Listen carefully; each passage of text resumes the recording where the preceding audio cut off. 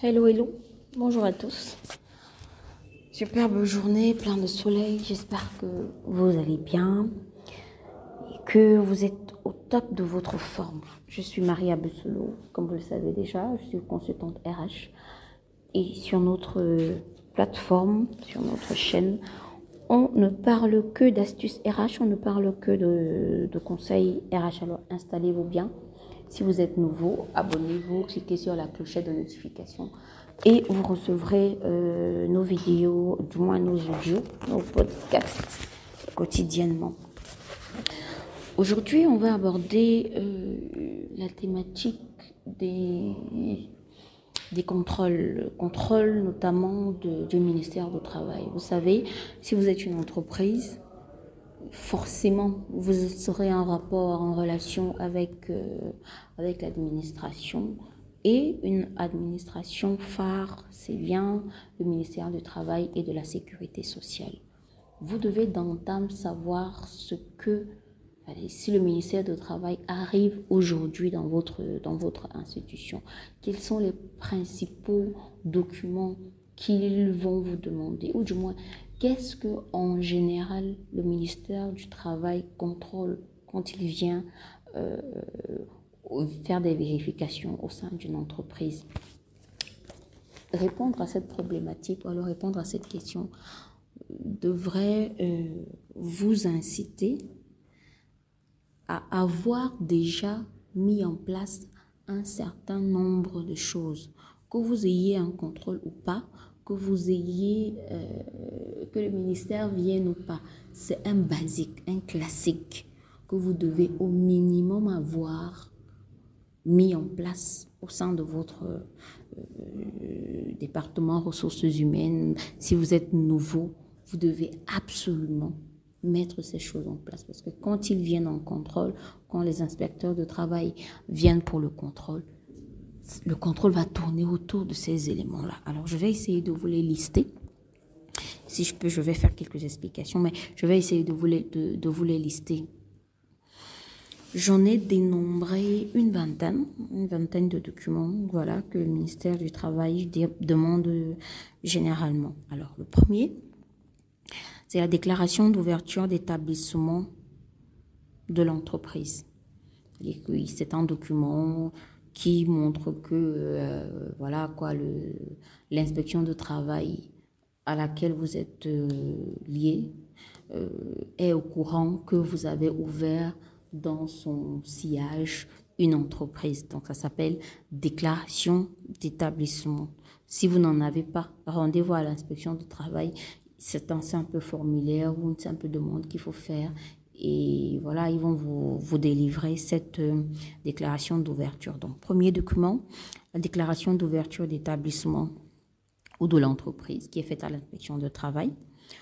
Deuxième document, c'est les registres d'employeurs, fascicule numéro 1, 2 et 3. Il faut avoir ces fascicules. Vous allez, on les vend partout, hein. On les vend dans des grandes surfaces, dans des grandes librairies. Si vous n'en trouvez pas, vous pouvez vous en procurer au ministère du Travail, du moins à la délégation régionale du travail.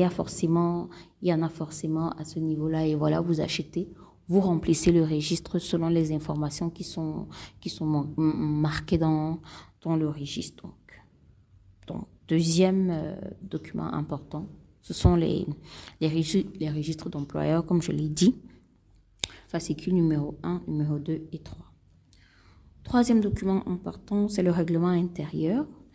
Donc, il n'y a pas d'entreprise qui n'a pas de règlement intérieur. Sachez que si les inspecteurs arrivent, ils vont vous demander un règlement intérieur. Si vous n'en avez pas, vous pouvez vous rapprocher de quelqu'un qui vous accompagne dans la mise en place de ce règlement intérieur-là, de votre entreprise, et vous faites signer, le chef d'établissement le signe, et la délégation de travail entérine, dit qu'elle marque le sceau pour montrer que voilà, c'est devenu un document authentique. Quand l'inspection de travail arrive, quelquefois, il demande de la DSF, donc la déclaration statistique et fiscale. Il arrive qu'il la demande. Il arrive également qu'il demande votre dernier DIP, CNPS. Ça peut arriver. Donc, vous devez pouvoir avoir ces documents. Le 6e document qu'il demande généralement, c'est la convention de visite de soins avec un médecin de travail. Donc, voilà, parce que au sein du ministère du Travail, il y a vraiment ce volet sécurité, santé au travail qui doit être préservé, qui doit être mis en place dans des entreprises. Donc, ne soyez pas étonnés que lors d'un contrôle, on vous demande une convention de visite et de soins avec votre médecin de travail. Il demande également généralement des fiches d'aptitude individuelle et la visite médicale d'embauche de chaque travailleur.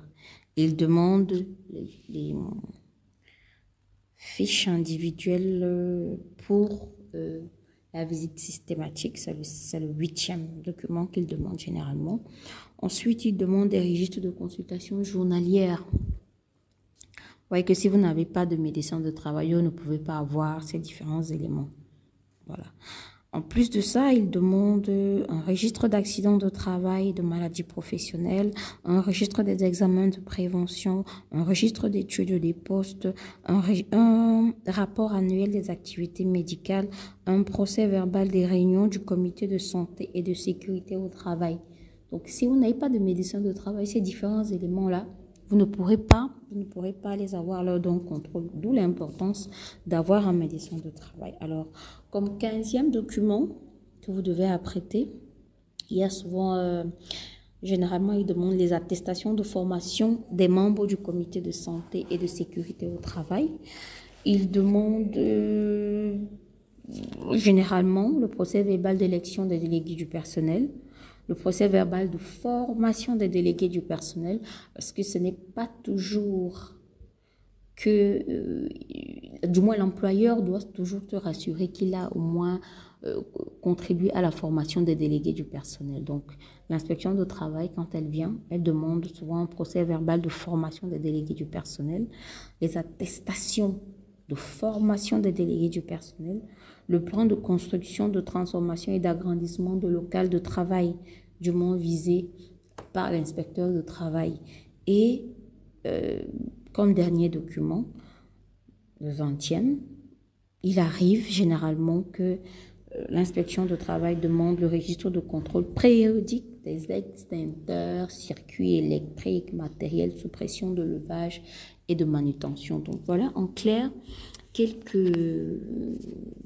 documents qui sont requis par le ministère du Travail en cas de contrôle. Faites l'effort de les avoir. C'est des choses qui ne vous coûtent rien de les mettre en place et l'administration ne changera pas. Ils vous demanderont toujours la même chose. Donc, si vous n'avez pas ces documents, essayez de les mettre en place au sein de votre entreprise. Gardez-les au frais et le jour que vous avez un contrôle, voilà, simplement vous ressortez et ça va faire preuve de sérieux, de prévention, voilà, pour vous. Et voilà, c'est toujours mieux.